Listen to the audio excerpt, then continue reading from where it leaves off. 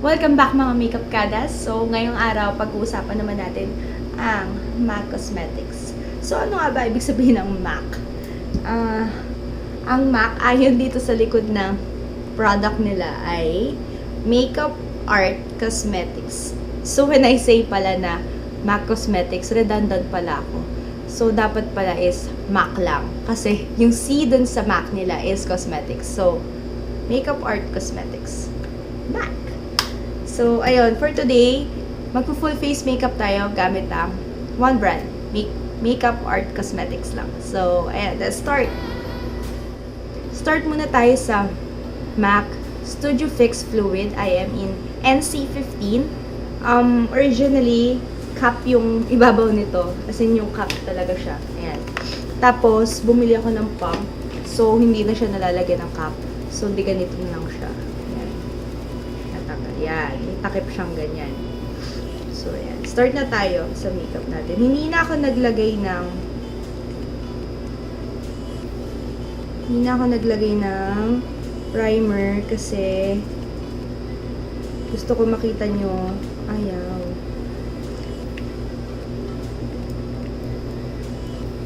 Gusto ko makita nyo yung yung talagang texture niya. Gusto ko makita nyo yung pagiging full coverage niya talaga without any enhancements. So, gamit tayo ng beauty blender.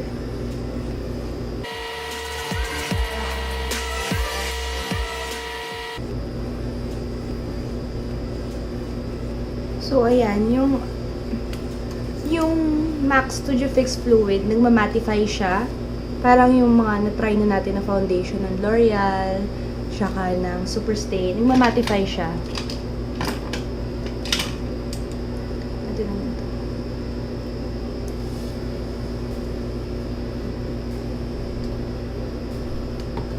Next, we are going to use MAC Pro Longwear Concealer. Actually, ang gusto ko talaga na i-try is yung water weight. Pero parang hindi siya para sa akin. Kasi kailangan ko ng full coverage talaga. Ayun.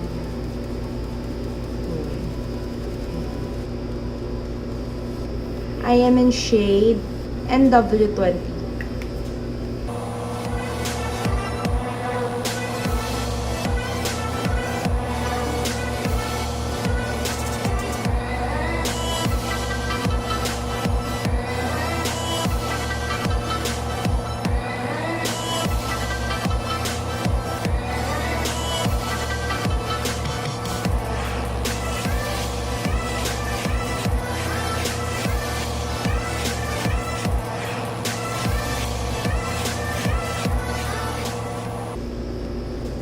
We are going to set our makeup foundation with MAC Studio Fix Powder Plus Foundation.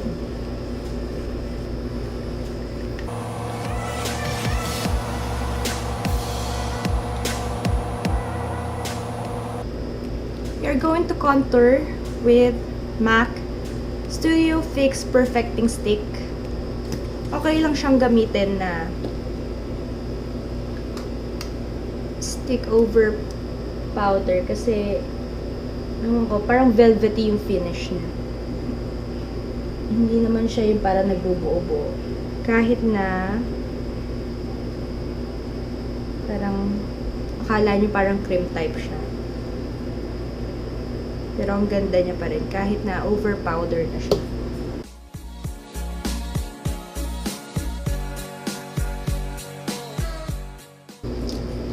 Next, magkikilay naman tayo gamit ang Velux Brow Liner in Taupe.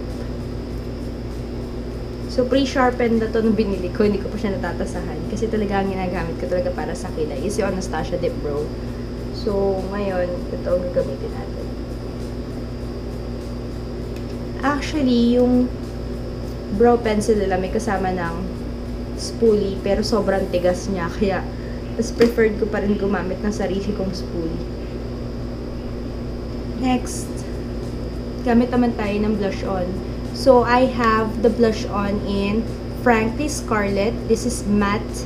Ayoko kasi na ma-shimmer. Although, minsan nag-shimmer ako. Pero kasi parang hindi bagay sa akin yung ma-shimmer na shimmer.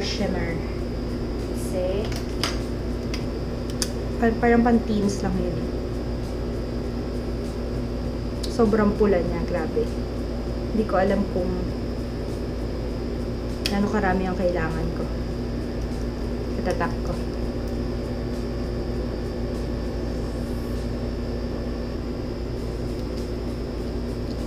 Now, balik tayo sa eyes natin. I am going to use Rich Experience Pro Long Wear Eyeliner.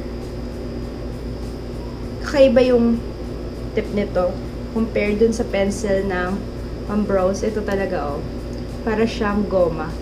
Ito parang wood. Kahit i-compare ko din siya sa lip liner, wood din yung gamit nila sa lip liner. Yung gamit nila dun sa eyeliner parang goma. Parang pambura.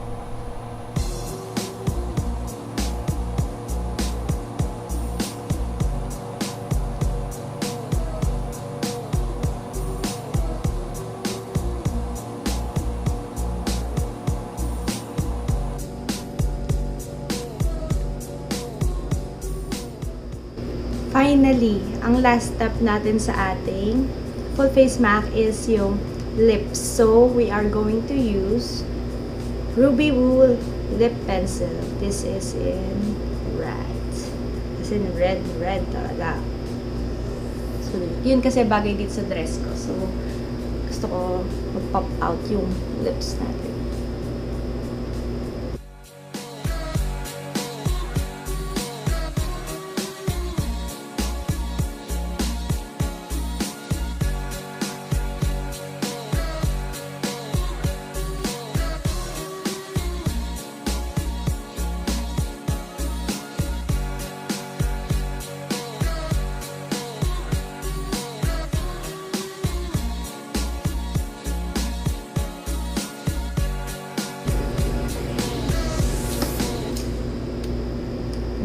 Finally, we are going to use the Ruby Woo Retro Matte Lipstick.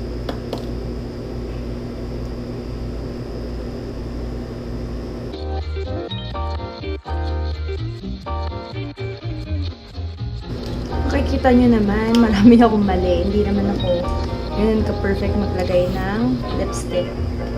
Kasi ayoko gumagamit ng brush. Dami kasi nasasayang na product. So, directly na-apply ko yung lipstick with lipstick talaga. And then, ay naayos ko siya gamit yung same color ng lip liner.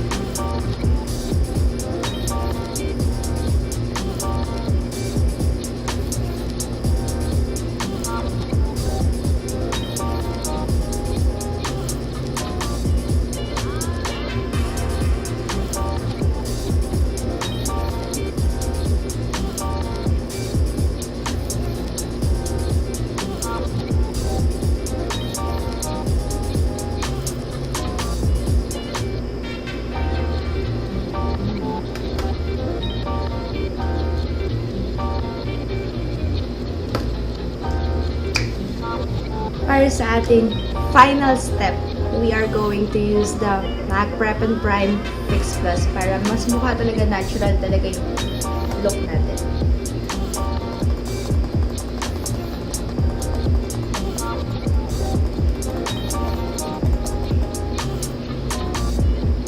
Ang bango. Yung meron kasi ako is yung rose na Prep+Prime. So, ayan siya. Kulay pink. Bango-bango na, grabe. Ayan, so I am back with my false eyelashes. Hindi na ako bumili ng false eyelashes from MAC, although they have one kasi medyo expensive siya. And kaya ko naman bumili ng magandang false eyelashes sa ibang brand na hindi naman ganun kamahal. And that is it for our one brand full face makeup from MAC. So, inspiration ko for this makeup is Miss Heart Evangelista. Yun yung favorite look niya, yung bold lips, tapos simpleng eye look lang. As in, yung ginawa lang natin is yung winged eyeliner. So, ayan, I hope you enjoyed watching this video. Don't forget to hit that like button, subscribe to this channel, and leave a comment down below for more videos.